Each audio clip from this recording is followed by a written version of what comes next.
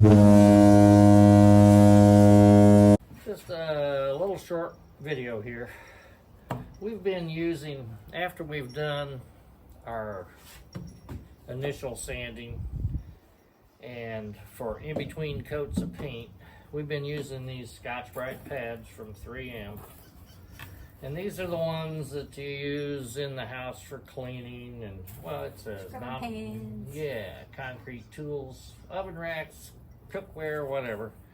Anyhow, they're a lot less expensive than the ones that are made for paint work. And they come in a size like this. We cut them in half until they're a size like that. And then we use them with a little sanding pad here, which I really like. It's got Velcro on it naturally. We use wire or whatever, screen mesh type sandpaper. This is 220. And they're really lightweight. They also, when you're sanding, you can use this on the back of the Scotch-Brite pad. Oh yeah.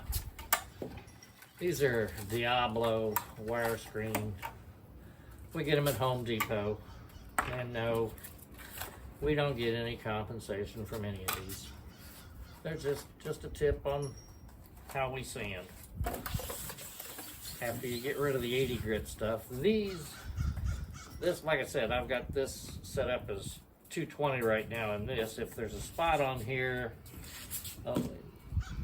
dead bug or something you want to get rid of, you hit it with that real lightly, and then you hit it with this. This is 400 grit according to the folks at 3M that I talked to.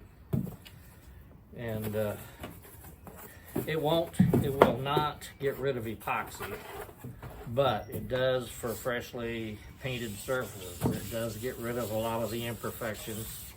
And if it doesn't get it, then hit it with the 220 or whatever. What else you got to say? Like this little bubble right here? That little bubble right there, yeah. Here's the bubble. No, it's not. Paint drip. Okay, that's all I wanted. Have a good day. Crow says hi.